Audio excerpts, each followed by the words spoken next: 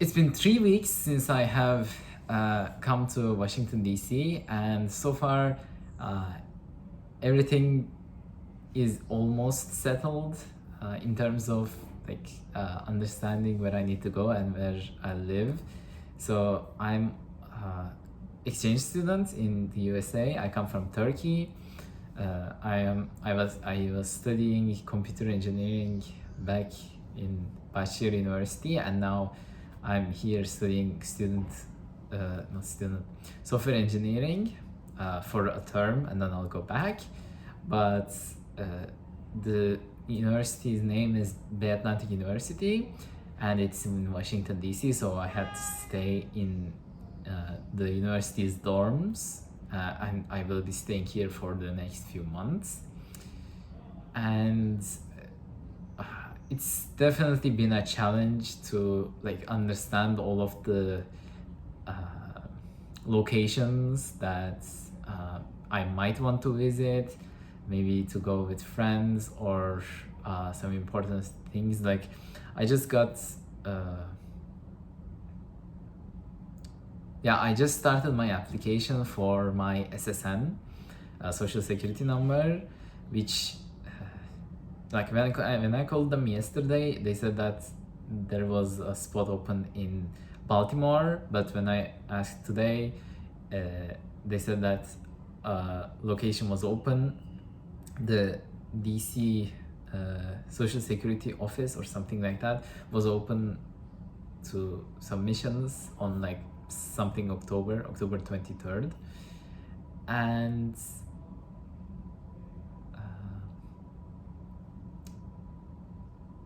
so I was figuring out where that was, and that's the least of it. For example, me and my friends as a group, we went to Georgetown. I think it is the most beautiful and bustling place for non-building places, because the Washington D.C. downtown area is just the core DC experience probably, and my school is just really close to the White House, and so it took me 2 weeks, but I because 1 week also went to a vacation in New York and Boston. I wanted to visit those as well since it's my first time coming to the US. But other than that, I went to the wharf during the day. Now I heard that it was better during the night, so I will go there. It's basically like a social place near the sea, really popular among young people, I suppose. A lot of night activities, restaurants and such. And maybe it was so empty because the weather was really hot as well during the day. When I went there, I think it was 30 degrees Celsius. I know in the US people use Fahrenheit.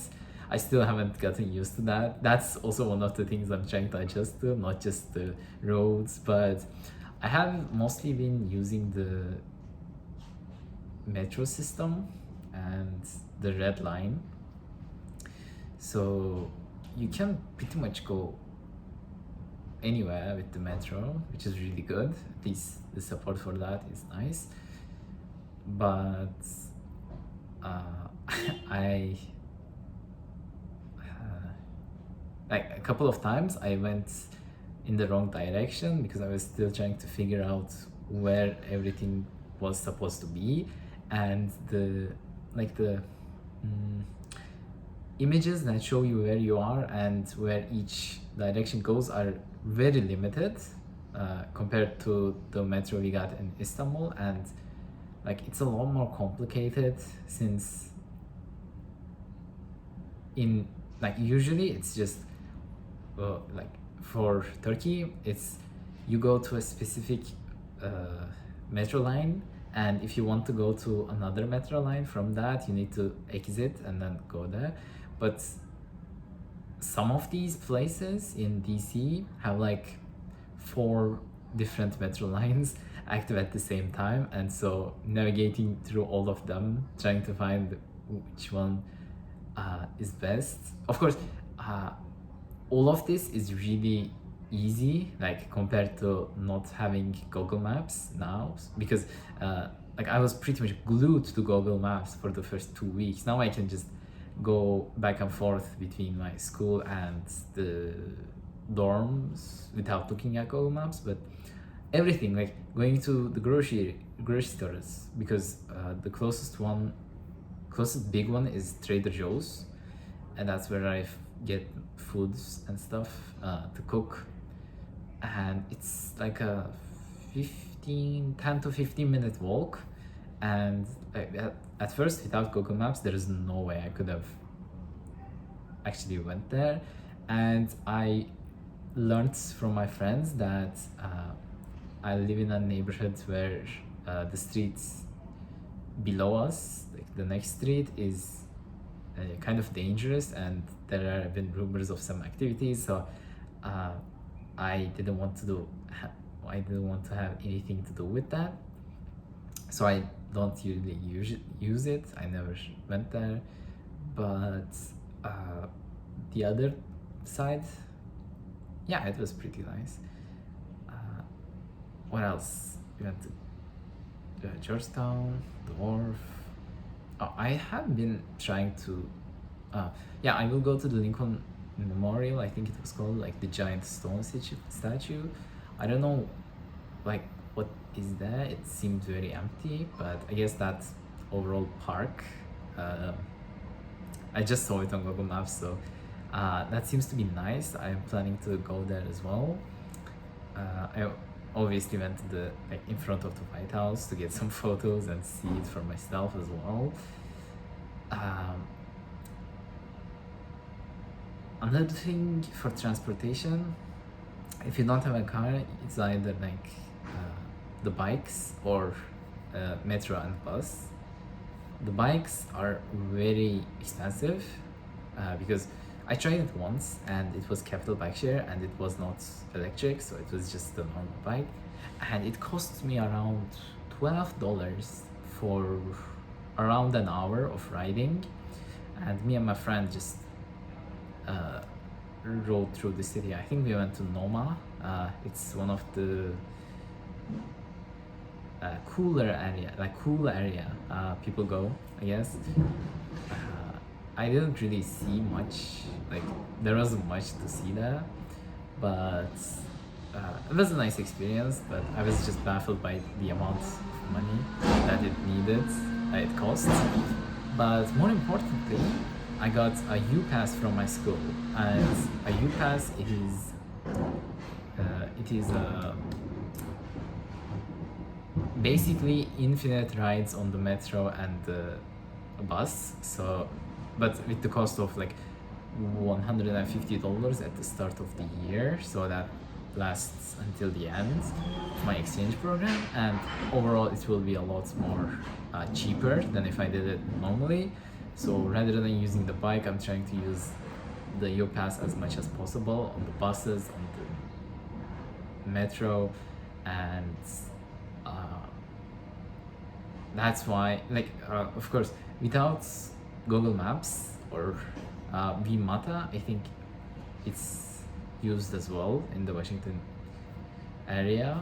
It's the organization behind all these online part of the public transportation system in DC, and I generally think that Google Maps is better to use because it's a lot more intuitive, and you know where to walk, you know where stuff is. For example, yesterday I tried to go to the bank from my school, but it was closed, and I ended up walking all the way from where the school was to very far away metro station. I think it was called Farragut North, but without Google Maps, the only thing I know is that I have to go to the red line and go to the red line or use a bus, a certain bus. Yeah, that. And buses usually take like 30 minutes. Like with bus, it takes 30 minutes, while we have a shuttle as the like dorm to school, school to dorm thing. And with the shuttle, I think it lasts like it, um, 20 minutes or some other, yeah, around 20 minutes to get from the dorms to the school, which is fine. It makes everything a lot easier for students because yeah, they don't have to worry about checking Google Maps every few seconds. But if you're going to come to DC, I don't think it's that complicated. It was just settling in. That was the main problem, and finding where to shop, because some places like the local markets are really expensive, and I have been shopping from 3 places mostly. One is Walmart, the other is Trader Joe's for food. Walmart for like basic necessities, like I got a Brita water filter, and yeah, water has been a real issue as well. I used to carry it all, like, because the closest Walmart is like a 30-minute walk in, and in the between of that walk, like 15 minutes in, you have to go to a metro and then travel through the red line. So like it's a ridiculous amount of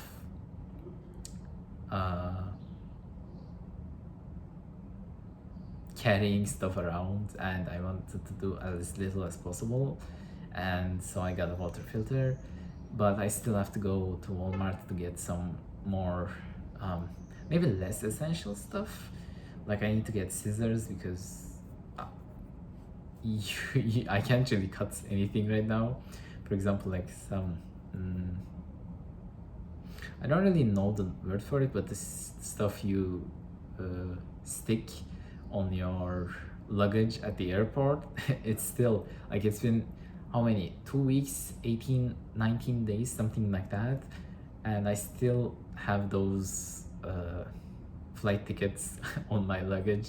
So I will, like, I can just rip them apart, but it's not just that. Like for clothes and other stuff, I don't want to damage the actual stuff, so I'll probably go get those.